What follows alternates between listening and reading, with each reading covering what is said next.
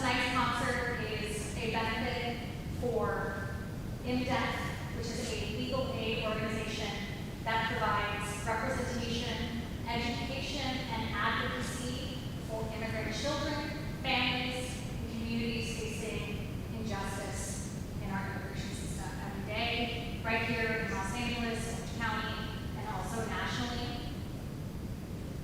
This concert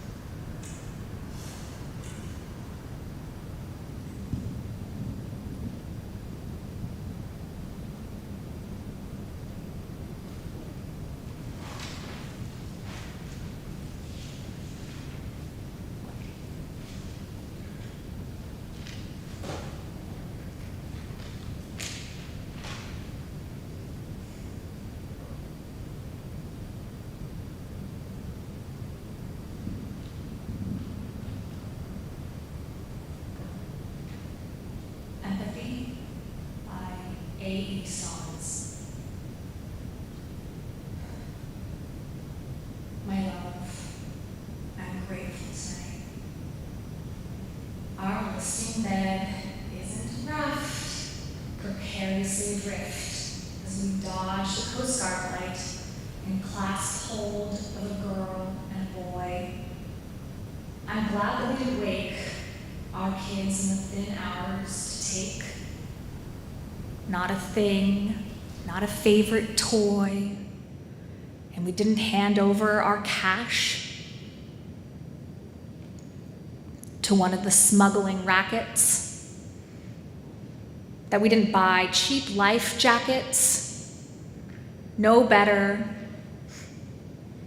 than bright orange trash, and less buoyant. I'm glad that the dark above us is not deeply twinned beneath us and moiled with wind. And we don't scan the sky for a mark, any mark that demarcates a shore as the dinghy starts taking on water. I'm glad that our 6-year-old daughter who can't swim is a foot off the floor in the bottom bunk, and our son with his broken arms high and dry, that the ceiling isn't seeping sky, with our journey but hardly begun. Empathy isn't generous. It's selfish. It's not being nice to say I would pay any price not to be those who die to be us.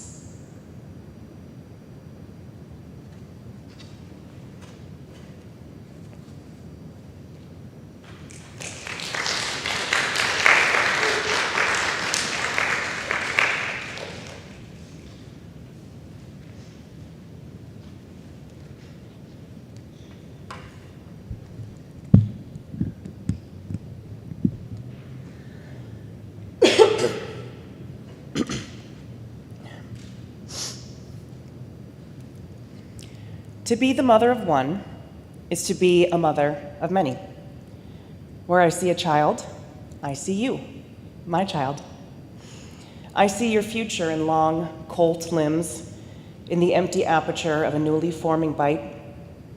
I see you on the news in his blue hat, the gaping socket of your absence in their anguish. Because to love, to really love, is to fear. To watch you bolt ahead and grit my teeth, to see blood where I put my coffee down, to zip your purple fleece and pray the school gates hold today, to smell the yellow soap, entangled yellow hair, and know this world aches to take you from me. There is no valley between me and she who lost everything, the rasp of tires on pavement, the shing of a metal snout with Chekhov's outcome. I fear, I love, I fear, I love, I fear.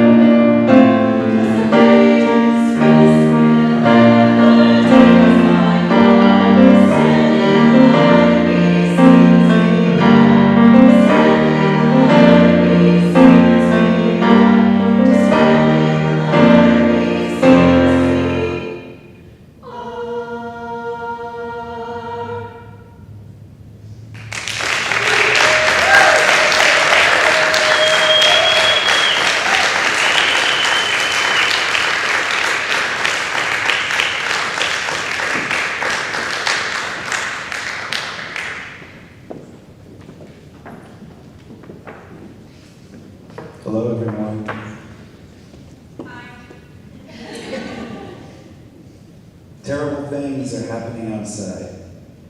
Poor, helpless people are being dragged out of their homes.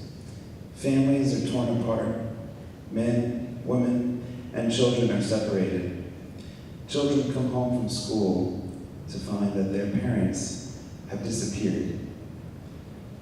That is a quote from Anne Frank.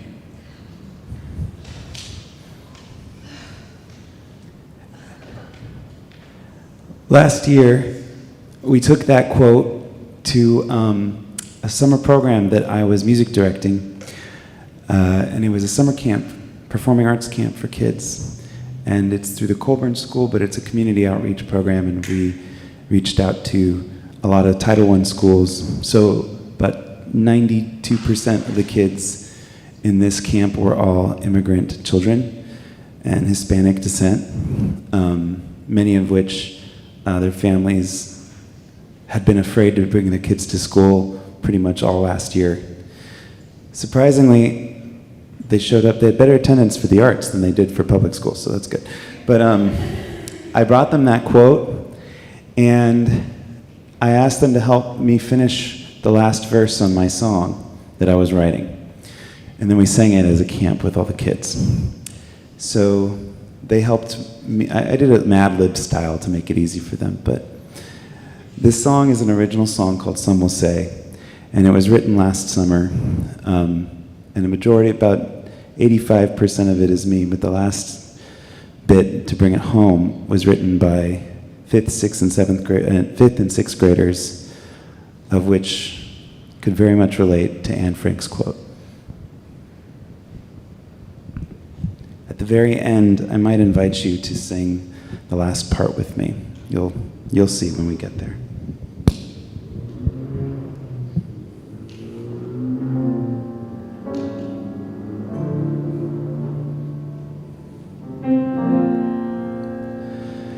Some will say love is to stand in the doorway of a house that is still burning down. And some will say love is to sleep through the sirens that scream through the walls of the house. And who are the people that stay in the storm, whose hands are in your hands? And who are the ones who will break their hearts open to be a safe place to land? Sometimes walls feel too high to climb, and sometimes the nights feel long. Sometimes goodbyes are stolen from you, but love is still holding on.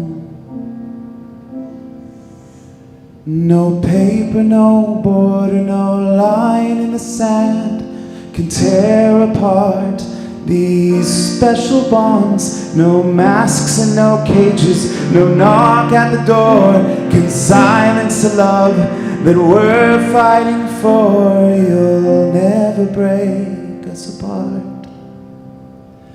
Some will say love is to build a foundation with words that are filled with smoke. Some will say love only comes in a package and neatly ties up in a bow. Abuelos, vecinos, the friends down the street can carry each other so far.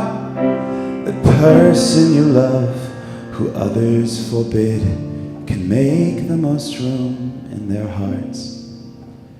And sometimes walls feel too high to climb, and sometimes the nights feel long, and sometimes goodbyes are stolen from you, but their love is still holding on. No paper, no border, no line in the sand can tear apart these special bonds. No masks and no cages, no knock at the door can silence the love that we're fighting for. No paper, no border, no line in the sand can tear apart these special bonds. No masks and no cages, no knock at the door can silence the love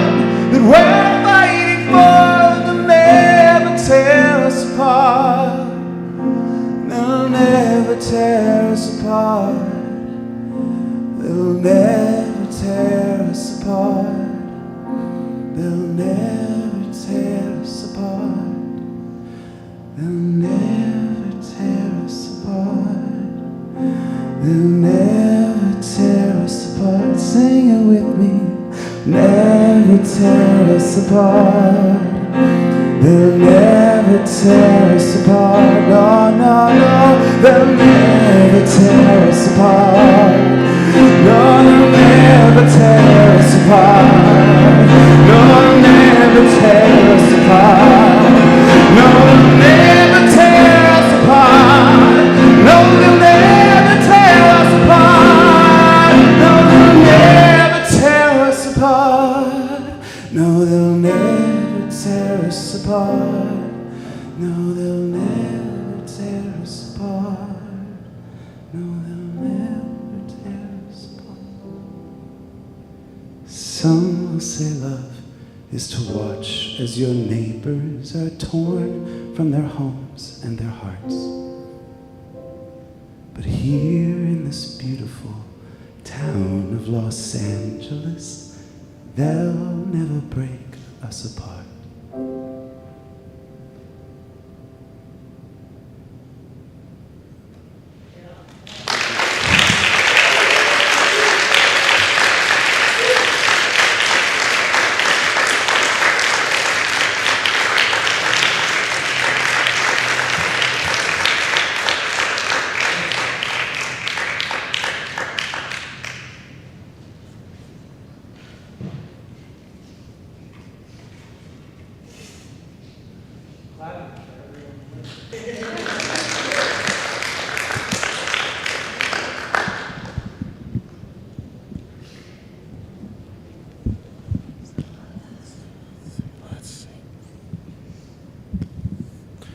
How's that? Yeah? Let's go a little. There we go. Hi, everyone. My name's Chris. Hi. Don't give me all your names. I won't remember them. I stopped reading the New York Times morning report. I stopped reading most news, actually. Not because I stopped caring, but I could feel my insides being colonized by headlines. The news wasn't just informing me, it was occupying me, setting up camp in my ribs. Every day was another dispatch, more lives in peril, more cruelty with a budget, more earth brutalized and people treated like they are disposable, more language used to launder violence into policy, more people taught to mistake punishment for leadership. It is exhausting. You're exhausted, I'm exhausted. And still, in the throes of chaos, I am reminded there is love here. There is kindness. There are still hands reaching out for each other in the dark. It's happening right here, this very evening. And if I'm being honest, this reminder can irritate me before it saves me. It can feel like a detour from the reality on the ground, like someone asking you to admire the sunset while the house is on fire. And yes, the house is on fire. And yet, I refuse to let despair colonize my imagination and heart. I have to cultivate joy and love as fiercely as I curate my outrage. Outrage is easy, y'all. The world delivers it to our doorstep. Outrage is algorithm friendly. Outrage has 100 spokespeople. Outrage can even make you feel righteous. But outrage alone without love, without tenderness, without beauty, eventually will hollow you out. It makes the spirit brittle. It turns love into a clenched fist, and I do not want to live my life with a clenched fist. And so I'm choosing, deliberately, to train my eyes towards everyday rebellions of love. My neighbor's kids turning our sidewalk into cathedrals with chalk. A hummingbird outside my window. Another neighbor planting milkweed for monarchs, preparing for a future that they may never get to see. A fridge full of food. Two strangers holding the door for each other with a kind of gentleness that you cannot legislate out of people. A friend texting, "I'm here," and actually meaning it. You see, these are not small things. These are evidence, resistance in a different key. And let me say this plainly. This is not denial of the moment. This isn't naive optimism. This isn't shoving daisies in gun barrels and pretending that the guns aren't loaded. This is acknowledging grief and terror and still insisting on seeing beauty. This is choosing to be in relationship with a loving world, not just the story of a collapsing one. We live in a suffering world, yes, but do we also remember our barista's name? Do we make eye contact with the unhoused? Do we ask someone how they're doing and truly listen to the answer? This is what keeps me from burning out into uselessness. This returns me to my reasons, helps me remember what I'm fighting for, not just what I'm fighting against. Reminds me what is worth protecting. Because despair is exactly what they want from us. Despairing people, they are easy to manage. Hopeless people, they do not organize. Numb people, they do not dream. Lonely people do not build. They would love for our imagination to shrink until it can only picture catastrophe. They would love for our hearts to close, because closed hearts do not connect, and connected people are dangerous to any regime that depends on isolation. And so my practice, my discipline, is to keep my heart open. You think walking on water is a miracle? Try keeping your heart open. That is resilience. Keeping your heart open day after day. Keep it open when you're scared. Keep it open when you're furious. Keep it open when the world rewards cruelty and calls it strength. Keep it open when the machine is trying to turn us into enemies. Keep it open with the numbers and the problems and the content. This is the work. To be hopeful in bad times is not just foolishly romantic. It's based on the fact that human history is a history not only of cruelty but of compassion, sacrifice, courage, kindness, love. The future is an infinite succession of presents, and to love now, as we think human beings should love, in defiance of all that is bad around us, is a marvelous victory. Tyrannies always fall, y'all. History is clear about that. But what takes people down in the meantime, what collapses movements before they even begin, is not repression, it is despair. It is the slow corrosion of our spirit. Liberation requires stubborn, endless love as much as it requires resistance, and so I will be a living sanctuary. Will you join me? Will you join me? And if you need my help, like Sade says, I will be by your side. May we continue to act and love and breathe in small ways, in big ways, in ways that may never be seen or acknowledged, remembering the miracle is not to walk on water. The miracle is to keep your heart open to love. While the world begs you to close it, will you keep your heart open? Yes. Thank you.